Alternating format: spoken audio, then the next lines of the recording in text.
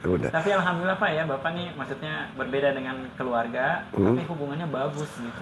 Ya karena gini, saya masih ingat sekali itu omongan orang tua saya. Dia sempat ngomong, mami tuh takutnya lu masuk Islam, lu nggak sayang lagi sama mami. Itu inti ceritanya. Padahal adab Islam nggak begitu ya. Satu, kedua emang walaupun tidak Islam, walaupun Kristen atau apa-apa, kalau menurut saya pribadi terhadap orang tua ya harus. Gitu loh. Jadi itu yang menambah motivasi saya di Islam pada saat waktu itu. Gua akan tunjukkan bahwa Islam juga tidak kayak gitu. Islam akan lebih sayang ke orang tuanya. Itu saya tunjukkan. وَلْتَكُنْ مِنْكُمْ أُمَّةٌ يَدْعُونَ إِلَى الْخَيْرِ وَيَأْمُرُونَ بِالْمَعْرُوفِ وَيَنْهَوْنَ عَنِ الْمُنْكَرِ وَأُولَئِكَ هُمُ الْمُفْلِحُونَ.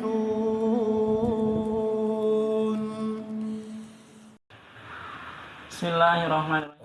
Assalamualaikum warahmatullahi wabarakatuh. Waalaikumsalam warahmatullahi wabarakatuh. Alhamdulillahirabbil alamin. Allahumma shalli ala Muhammad wa ala ali Muhammad. Teman-teman yang Allah muliakan, alhamdulillah dengan izin Allah siang ini saya diperkenankan untuk berkunjung bersilaturahim di rumah seorang mu'alaf.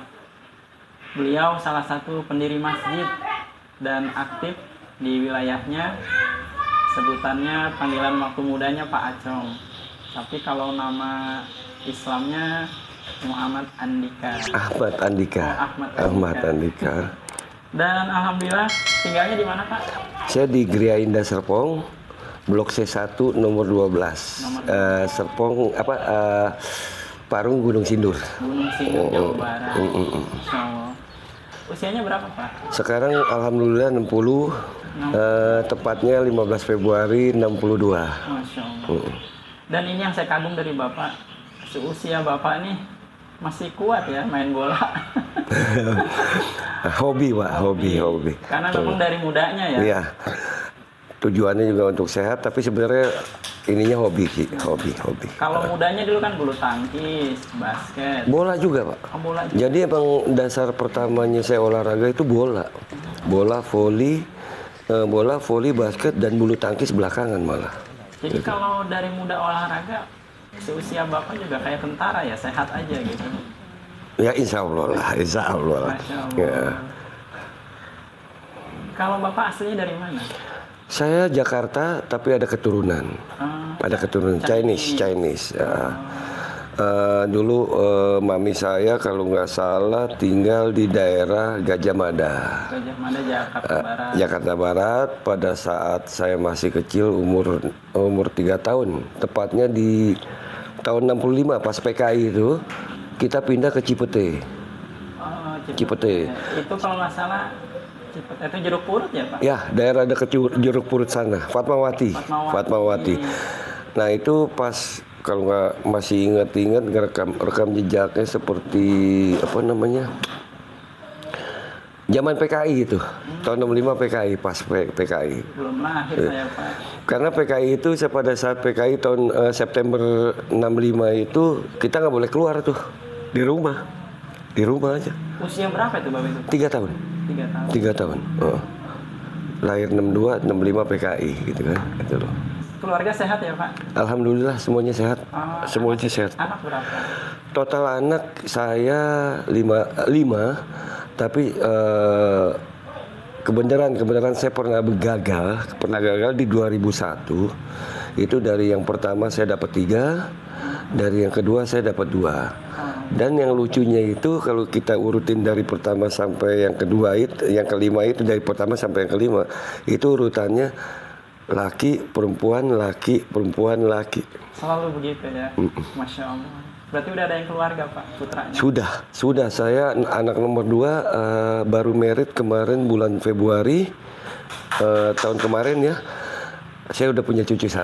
Alhamdulillah. Perempuan. Berkah ya. Nah, iya. Masya Allah. Mudah-mudahan keluarga sehat selalu. Iya. Sakinah mawaddah warahmah ya. Amin. Sejak kapan Bapak mengenal Islam? Sebenarnya kalau mengenal Islam itu kalau saya boleh ngomong ya itu mungkin sekitar kelas 3 SD. Oh, dari kecil ya? Kelas 3 SD. Karena saya ingat kelas 3 SD itu di kelas 4-nya saya mulai puasa itu. Seusia Bapak? Saya mulai puasa walaupun walau untuk sekarang ini diterima atau tidak, saya puasa dari kelas 4 SD. Saya puasa itu tidak ada unsur apa-apa, saya ngelihat teman-teman saya puasa, saya nggak enak, saya ikut puasa. Gitu. Kita kan hidup di Betawi waktu itu, Pak. Iya. Betawi, puasanya kental sekali. Saya ingin bergaul, tidak mau diasingkan karena emang ya mungkin banyak orang ngelihat saya tuh mukanya muka Chinese, tapi hati saya Indonesia bener gitu kan. Itu kan satu. Akhirnya bukan takut digebukin atau apa, dan emang nggak tahu keluar dari hati nurani sendiri bahwa ya gue puasa gitu aja. Ya akhirnya puasa itu, Pak. Waktu kecil Bapak apa agamanya, maksudnya Nasrani atau Buddha, Konghucu? Kayaknya tidak ada agama kayaknya, Pak. Karena gini loh, kebenaran katakan di tahun 80-an ya, 80-an ya. Kayaknya baru keluarga saya itu baru masuk Kristen semua tuh. Masuk Kristen semua. Jadi di situ saya ngelihatnya mungkin ya kalau dari turunan mami saya mereka Buddha. Habis itu karena mungkin merit sama papi saya tetap masih Buddha. Mungkin mereka khususnya mami saya itu terpanggil mungkin di tahun 80-an itu, tapi tepat waktunya saya nggak tahu. Betul. Saya tahu persis itu. Jadi itu lupa. Dan dari 5 bersaudara itu saya anak nomor 2. Nomor 1 itu perempuan, saya nomor 2, nomor 3 perempuan, nomor 4 perempuan, nomor 5 laki. Nah itu semuanya Kristen semuanya. Oh, jadi Kristen. Satu keluarga bersaudara itu hanya Bapak yang Muslim? Iya. Masya Allah. Iya. Waktu Bapak SD kan udah mulai puasa tuh. Itu memang satu kelas yang Nasrani Bapak aja? Iya. Saya sendiri Nasrani. Jadi diperbolehkan pada saat waktu itu yang bukan Islam itu boleh keluar pada saat pelajaran agama. Tapi di posisi itu saya tidak keluar. Ya mungkin karena emang di luar pun ngapain juga sepi ya. Nggak ada teman. Saya di kelas bisa bercanda pada saat waktu itu, karena kan waktu kecil itu kan nggak ada pikiran apa-apa, bercanda, ngobrol apa bercanda gitu. Ya udah akhirnya kita ngikut. Saya ngikut.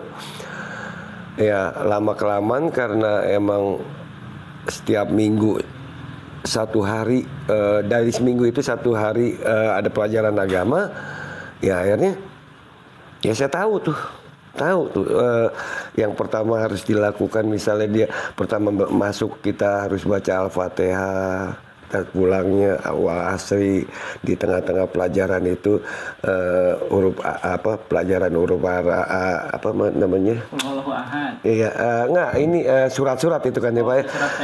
Kalau misalnya itu seperti pelajaran apa namanya? Apa sih namanya yang kalau lupa lagi jadi saya tuh apa? Alif bata apa itu Pak? Oh, Iqra. Iya Iqra. Ya. Iqra ya itu akhirnya tahu gitu loh, tahu. Jadi ya tidak terbesit pada saat waktu itu untuk masuk Islam atau apa ya, tapi ya saya mah dengerin aja. Bapak merasa nyaman aja. Iya, karena mungkin otak masih bersih pada saat masih kecil ya, terserap dengan gampang gitu, Surat yang pertama saya hafal itu Kulhu. Kulhu itu. Baru Al-Fatihahnya. Al-Fatihah kan ada panjang tuh Pak ya. Itu loh panjang. Terus akhirnya yang kecil-kecil waktu itu Kulhu, kalau nggak salah Kulhu wal asri sama Al-Fatihah deh, kalau nggak salah itu loh. Masya Allah. Di SMP-nya bagaimana Pak? SMP-nya seperti biasa juga. SMP itu seperti saya SMP 68 Jakarta Selatan, Cilandak ya, Cipete itu. Ada namanya guru juga di sana itu Pak Ocim dan Pak Ocim itu kebetulan almarhum, sudah almarhum, sama Pak Sadikin. Nah, itu kita juga kalau pelajaran agama Islam itu boleh keluar, tapi saya tetap di dalam.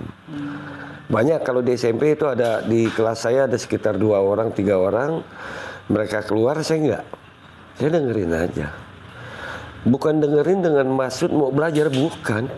Males, mau bercanda aja sama teman-teman kelas gitu loh. Itu doang, nggak ada pemikiran gue mau masuk Islam, gue mau apa, enggak, mau bercanda aja gitu. Saat itu belum ada ya? Belum ada gitu loh. Jadi apa namanya, ya pokoknya namanya anak-anak ya udah jalan aja begitu aja udah loh gitu loh. Itu Pak Ustadz. Sampai SMA tuh. Sampai SMA. Dan di SMP saya juga ada, saya coba sedikit cerita ya. Di SMP saya itu di depan SD saya itu ada langgar. Langgar itu zaman dulu langgar. Kalau sekarang mungkin musola ya. Itu ada namanya musola langgar ahli kelas. Nah itu di situ saya karena ya di SMP boleh katakan saya terkenal tapi Badungnya terkenal Badungnya dan olahraganya saya terkenal gitu. Nah itu akhirnya saya orang-orang juga pada saat waktu misalnya mau ujian, karena saya dekat sama guru olahraga dan guru agama, itu saya pernah suatu saat di bulan Ramadan atau katakan yang anak-anak teman-teman mau ujian itu dia harus mendapatkan karcis sholat zuhur dan asar di sekolah. Nah itu saya ditugaskan sama guru saya tuh bagiin karcis untuk menuju ke ujian. Ada ketentuannya misalnya 30 karcis, 40 karcis, saya lupa gitu. Dan di satu sisi saya juga dari guru saya, tolonglah orang-orang sholat, lu jagain sepatu. Itu saya jagain. Zaman itu sepatu berharga sekali, ya. Termasuk mewah ya. Ya, dulu zaman yang saya paling ingat sepatu itu dulu yang paling mahal tuh merek Kickers. Ya. Karena suka hilang, jadi disuruh jaga. Ya? Suruh jagain. Masya Allah. Iya, karena saya juga berpikiran ya, pokoknya nggak ada berpikiran untuk cari pahala, nggak ada berpikiran apa, pokoknya ya gue jagain gitu loh. Saya jagain gitu loh itu.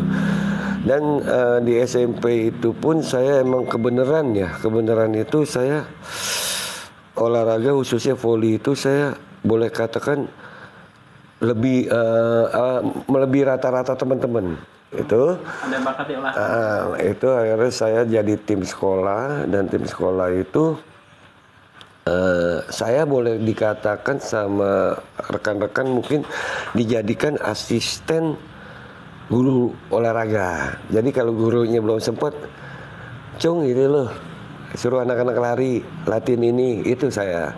Habis itu pas bubar olahraga saya dibeliin minuman sama Pak Guru. Udah. Jadi ada kedekatan ya. Ya, kedekatan. Dan emang apa ya? Saya olahraga khususnya emang bener-bener itu Pak. Mungkin ya apa ya? Di diri saya emang dulu punya niatan untuk masuk timnas gitu loh. Jadi atlet.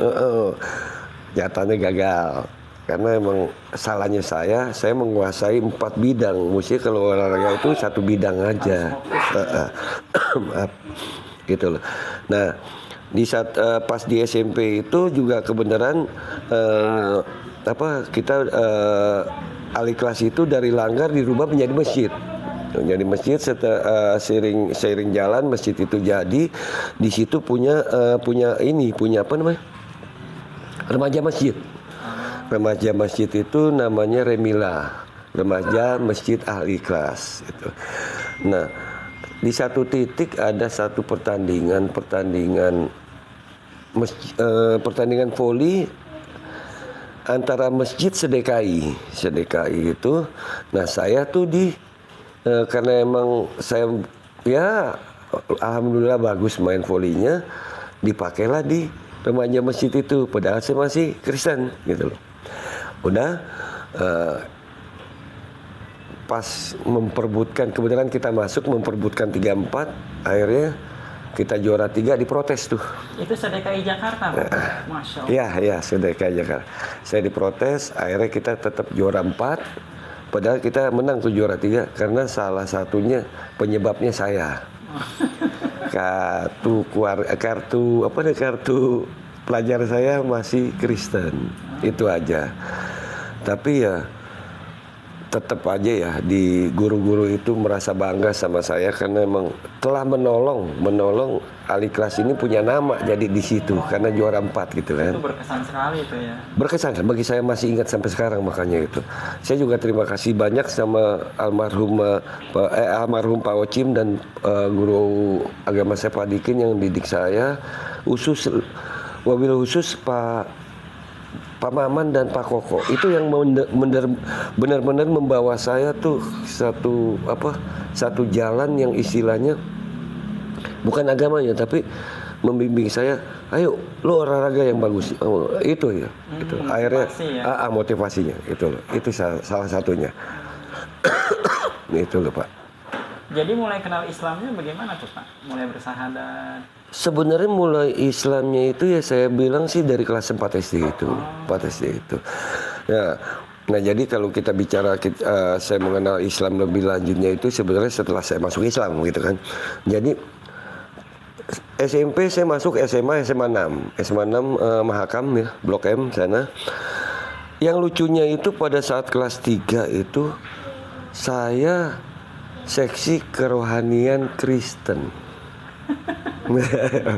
Seksi kerohanian Kristen, saya masih ingat itu. Lu bisa nggak jadi seksi kerohanian Kristen? Bisa, yaudah. Kata ketua OSIS saya tuh, diajak, udah. Ujian selesai gini-gini, nggak tahu tiba-tiba angin apa atau apa, saya punya niatan. Waktu itu kan emang saya belum sunat, belum hitan. Saya bilang sama teman-teman saya, bukan teman SMA tapi teman kompleks ya, teman kompleks. Dan libur ujian itu kan 3 bulan pada saat waktu itu, 3 bulan kosong kita nggak belajar kan. Di situ akhirnya anterin gue dong, gue mau hitan nih, gitu kan. Ada nih rumah saudara gue di Bogor, Semplak. Oh, di Semplak, saya masih ingat di Semplak itu. Udah, nah dengan berdalil sama orang tua. Saya nggak ngomong sama orang tua ke Bogor itu, kita waktu itu bilangnya mau camping seminggu gitu. Udah, tapi teman-teman udah pada tahu semua tuh, teman satu komplek. Udah akhirnya saya dibawa kabur tuh ke Semplak, nggak tahu lupa hari apa, saya di hitan sana pakai bengkong dulu, pakai ya bengkong, pakai bengkong. Dan apa ya, saya masih ingat berkesan sekali bagi saya, habis dihitan itu saya ditakbirin, dikelilingin takbirin, dibagi uang kalau nggak salah 50 perak, 50 perak, 25 perak, 10 perak gitu dulu tuh. Ya gitu loh. Udah, jadi saya di sana. Ternyata di hari kedua atau ketiga itu bocor bahwa saya itu disunat. Padahal belum ada HP zaman itu Pak. Iya, bocor ke orang tua saya. Ke orang tua saya dapat informasi, akhirnya saya dipindahkan ke Bintaro. Masih ingat Bintaro, masih kayak hutan juga tuh. Bintaro gitu, dipindahkan ke sana. Ya udah, orang tua nggak ketemu tuh. Orang tua nggak ketemu pada saat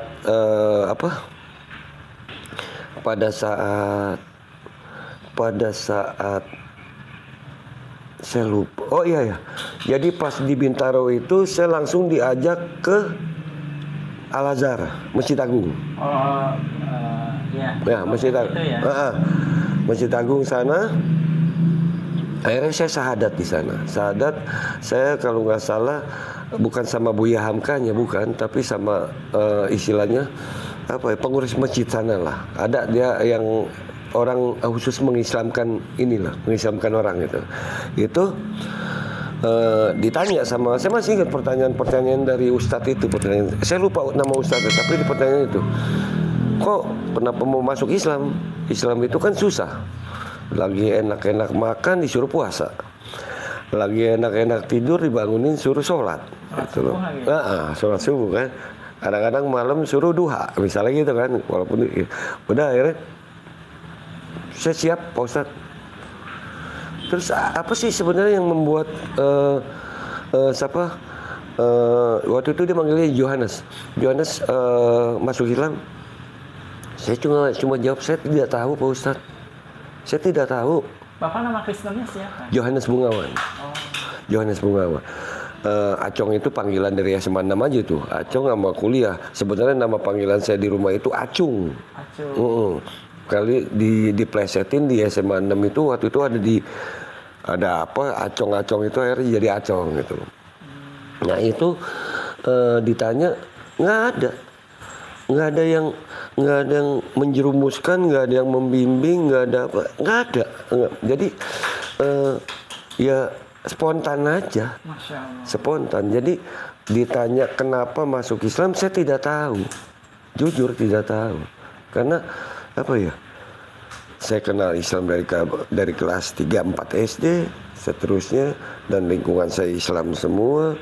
Yang pada saat waktu zaman saya di sana itu puasa itu di malam takbiran kita mukul beduk. Terus masih di zaman saya itu masih makan di satu tampah besar kayak nasi kebuli kayak gitu, kita makan bareng-bareng. Itu saya lakukan. Karena saya diajak, dan tidak ada di zaman saya itu waktu saya masih kecil tidak ada, lu Kristen, tidak ada. Saya main beduk diajak apa semuanya kayak gitu loh Pak Ustadz. Jadi pokoknya tidak terbesit di diri saya akan masuk Islam, tidak terbesit. Jadi gitu. Berjalan aja, seiring kayak air aja, jalan aja, ngalir aja gitu. Tapi Bapak merasa nyaman ya bergaul dengan teman-teman itu? Iya. Tanpa agama khususnya misalnya gitu, saya bergaul sih ya nyaman-nyaman aja. Ditambah lagi dengan setelah saya masuk Islam, banyak orang cerita bahwa lu masuk Islam udah jaminan katakan surga atau apa-apa, banyak macam lah dengar kayak gitu ya. Tapi saya di diri saya nggak tahu tujuannya surga atau apa, pokoknya ya itu yang saya bilang itu masuk Islam gitu loh. Tapi pada saat waktu SMA saya udah terbesit lah, katakan orang-orang ahli surga lu, amin gitu aja gitu kan. Ya udah jadi gitu loh. Dan ada beberapa teman saya juga yang membantu saya pada saat waktu hitan itu, seperti ya Amir Hamzah, Alamsyah, almarhum Endang, Ridu, dan banyak lainnya. Mungkin saya lupa ya, itu yang membantu saya waktu hitan sampai masuk saya syahadat. Itu mereka yang bantu itu semua. Teman-teman sekolah. Teman-teman. Bukan satu angkatan loh. Ada di angkatan saya di 1-2 tahun di atas saya gitu. Itu loh. Yang membantu, tapi bukan mengojok-ngojoki Islam masuk, bukan. Jadi dia membantu karena memfasilitasi. Itu loh. Itu aja loh Pak Ustadz. Apa tanggapan orang tua ketika Bapak masuk Islam dan tahu begitu? Ngamuk. Masya Allah. Sengamuk-ngamuknya. Jadi gini, pada saya masuk Islam itu, setelah saya dari Bogor ke Bintaro, terus syahadat di Masjid Agung, saya balik ke rumah. Balik ke rumah itu ternyata di kamar saya itu laci meja belajar saya udah didobrak, lemari saya sudah kosong semuanya. Karena mungkin orang tua saya tahu kalau dia marah, dia ngabur nih. Saya ngabur gitu dari rumah. Itu jadi kosong semuanya. Jadi properti Bapak udah nggak ada di sini? Udah nggak ada semuanya. Kosong. Dan akhirnya ditanya diinterogasi lah, istilahnya kayak terdakwa gitu ya. Jadi kenapa lu masuk Islam, kenapa lu ini, ditanya macam-macam semua. Saya nggak jawab. Oh, dengerin aja. Ya, karena emang saya kan belum punya kekuatan.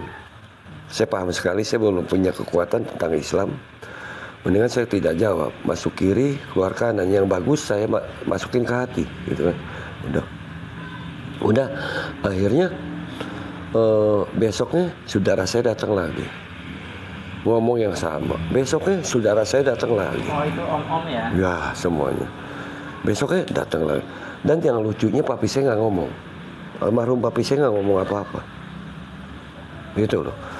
Lucunya almarhum papi saya nggak ngomong, sama mami, keluarga papi datang semuanya. Ya istilahnya kayak semacam kecenderungan diteror lah. Lu masuk Kristen lagi. Saya nggak jawab. Udah.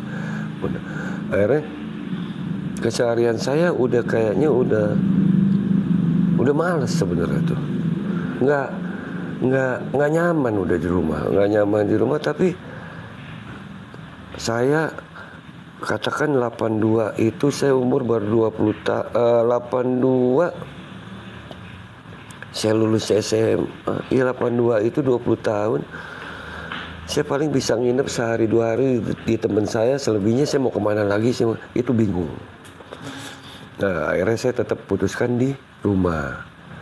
Sambil katakan ya udah, katakan apa istilahnya, tetap keseharian saya di rumah. Misalnya waktu itu saya bantu orang tua saya ngepel, bantu isi bak kamar mandi, saya lakukan itu semuanya tetap.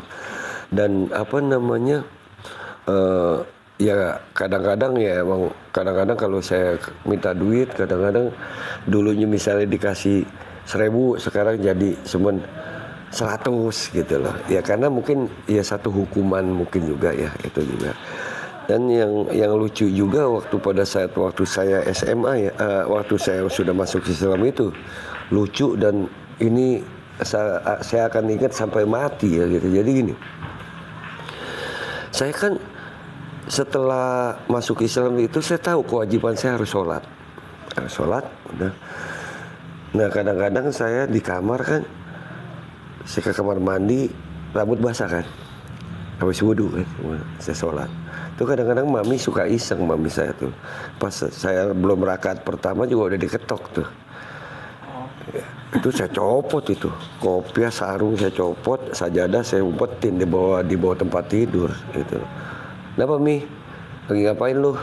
Enggak ngapa-ngapain. Udah. Habis itu mami keluar, lanjutin sholat lagi. Gitu tuh. Itu jadi istilahnya belum berani di depan orang tua.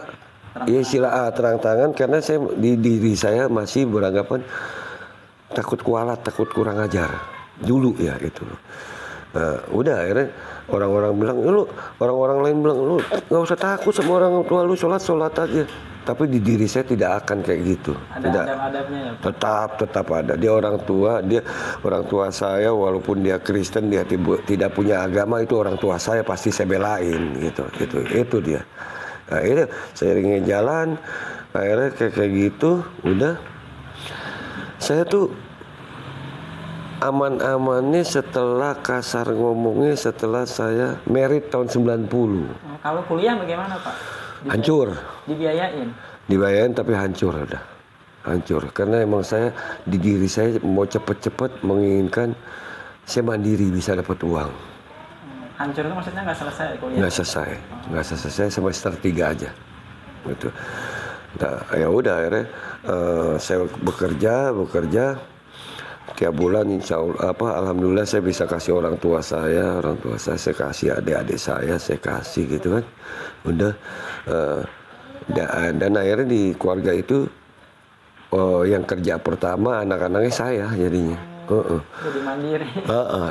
Mungkin di situ, di faktor itu juga, selain saya emang sudah malas kuliah dan emang sudah tidak punya kemampuan di otak saya mungkin juga ya, dan emang sudah jenuh dengan istilah tekanan dari orang tua pada saat waktu itu di rumah atau apa ya, akhirnya mengingat kerja supaya tidak bisa diganggu gugat karena udah punya uang sendiri pada saat waktu itu berpikirnya. Iya. Pada saat waktu itu loh Pak.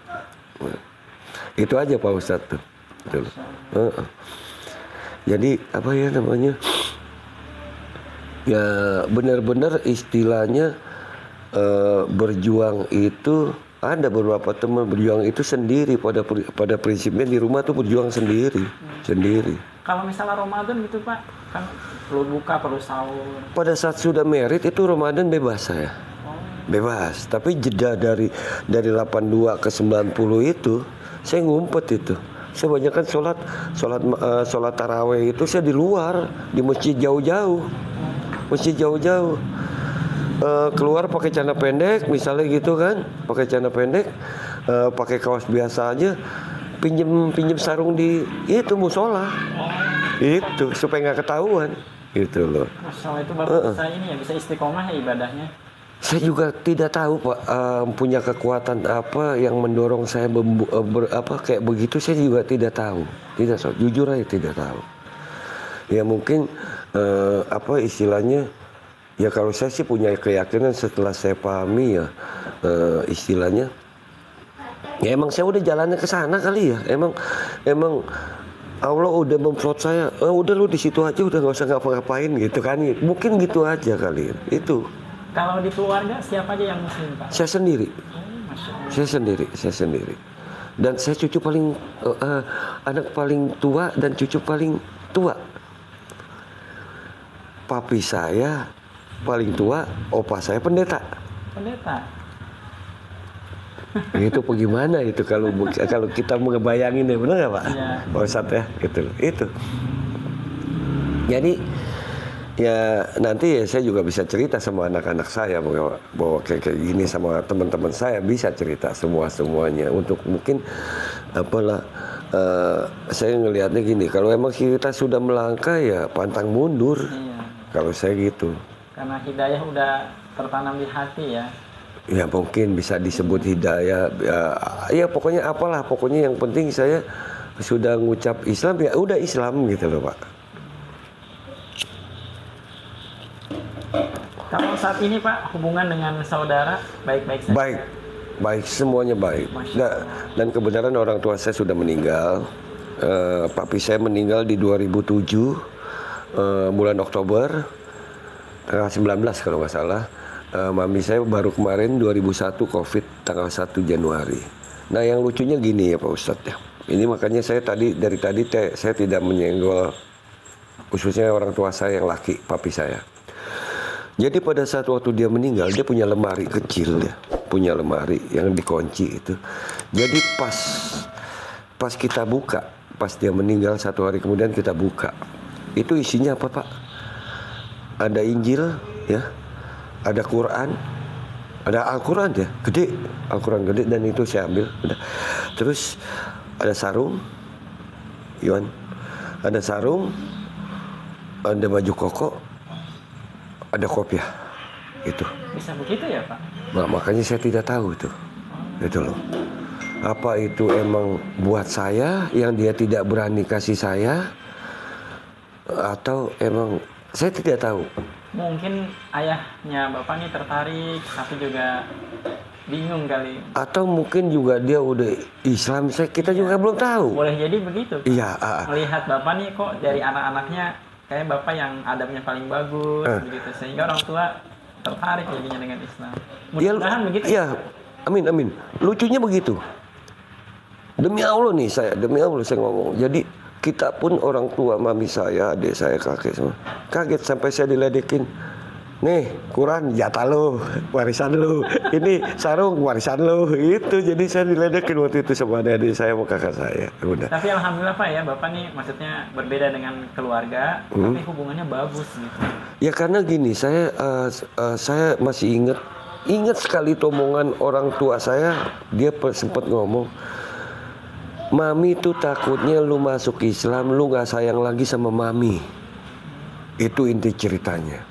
Padahal adab Islam nggak begitu ya. Satu, kedua emang walaupun tidak Islam, walaupun Kristen atau apa-apa, kalau menurut saya pribadi terhadap orang tua ya harus. Gitu loh. Jadi Itu yang menambah motivasi saya di Islam pada saat waktu itu. Wah, gua akan tunjukkan bahwa Islam juga tidak kayak gitu. Islam akan lebih sayang ke orang tuanya. Itu saya tunjukkan. Dan akhirnya karena emang saya tidak ada perubahan, tidak ada istilahnya katakan maaf ketemu dia najis atau apa. Ya akhirnya orang tua saya dengan seiring jalannya mereka sudah istilahnya merangkul saya kembali.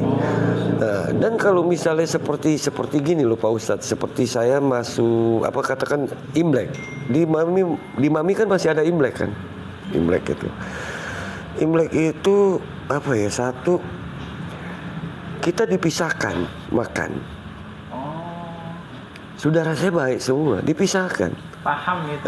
Paham itu loh. Yang lucu lagi, yang bukan lucu lagi, ini paling kalau menurut saya fenomenal atau apa saya nggak tahu ini jujur aja antara harus dilakukan atau tidak yang waktu pada saat papi saya meninggal. Dia kan Kristen. Ya. Saya dikasih buku kertas ya untuk nyanyi ya di depan peti. Anak pertama, anak kedua, anak ketiga, anak keempat, anak kelima, mami saya paling pojok. Dikasih sama pendeta itu semuanya. Saya tidak berpikir apa-apa, saya ambil itu. Menghormati. Satu, ini orang tua saya. Saya pokoknya nggak punya pikiran apa-apa, saya ambil. Mereka mulai menyanyi. Saya cuma nunduk, istri saya samping nunduk. Di diri saya baca yang saya bisa aja. Saya sambil istighfar, astagfirullahaladzim, istighfar udah sampai selesai. Saya harus keliling kucurkan minyak wangi di jenazah kayak gitu. Saya yang ritual pertamanya kan saya. Oh. Iya, saya anak paling tua, ritual pertamanya saya. Itu loh. Dan saya punya keyakinan Allah Maha Tahu semuanya. Saya jalanin, saya bismillah, saya jalanin.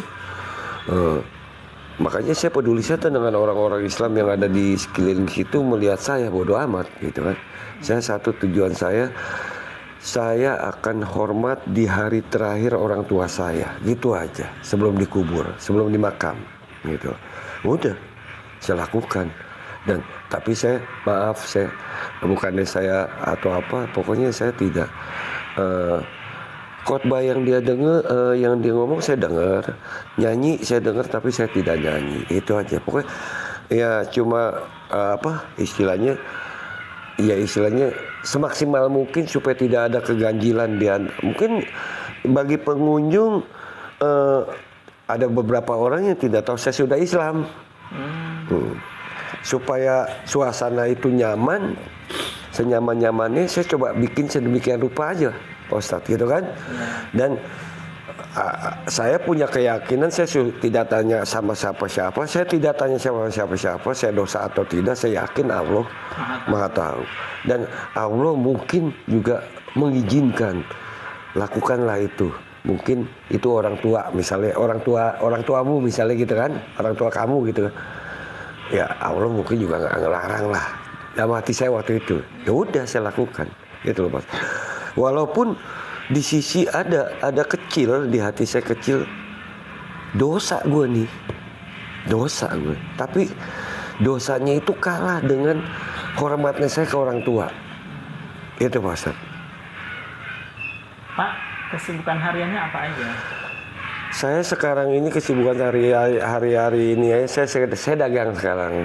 Saya buka warung di Duren 3 di dekat Kalibata sana. Jadi kehidupan saya di sana aja, di sana. Oh, punya toko di sana. Masya Allah. Bukan toko aja, jadi warung ya, warung. Terus tetap saya melakukan berbagi di Jumat, di hari Jumat. Ya kita sebut Jumat Barokah lah ya, berbagi.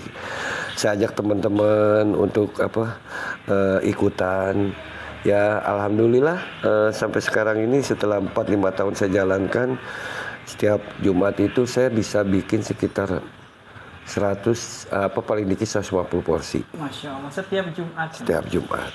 Masya Allah. Itu saya istilahnya mengajak, menghimpun, saya masak sendiri dan saya distribusikan sendiri. Ke masjid mana Pak?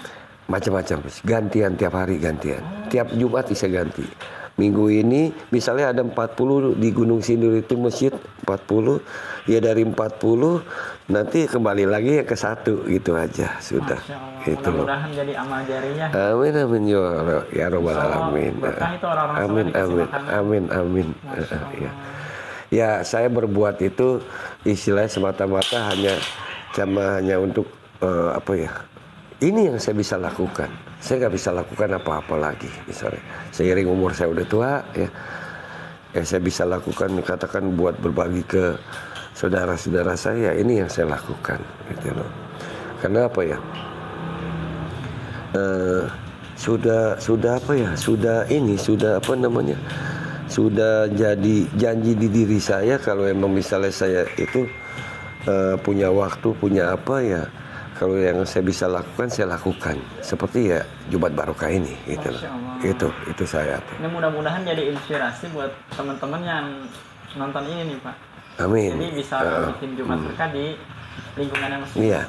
Ya kalau emang misalnya Awalnya itu bagaimana Pak? Maksudnya pertama tuh berapa porsi begitu? Awalnya Iya. Bapak mulai itu. awal-awal pertamanya sih coba ya saya ngelakuin sendiri ya. Saya ngelakuin sendiri. Tiap Jumat gue kasih ke ini ya, ke apa namanya? DKM.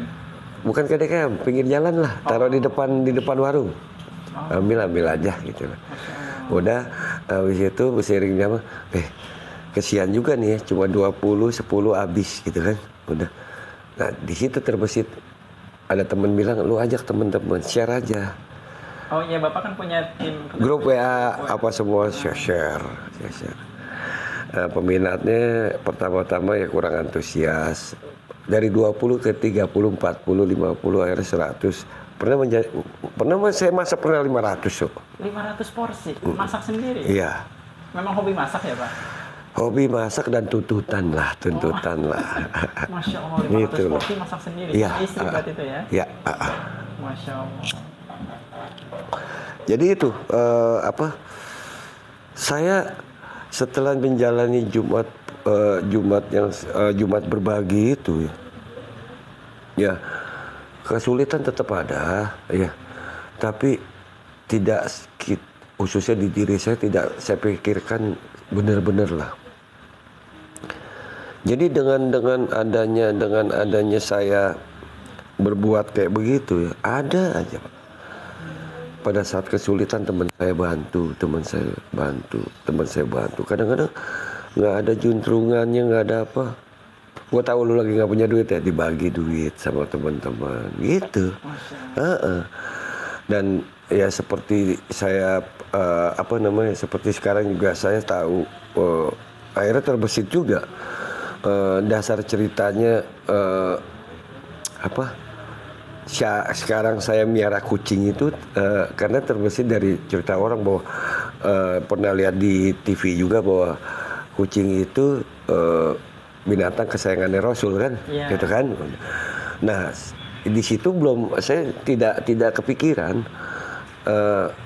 ini saya akhirnya cerita melenceng sedikit, anak saya mau kucing minta izin sama saya nggak kasih, itu kan anak kucing Anggora, tapi tiba-tiba besoknya sudah ada tuh kucing kan.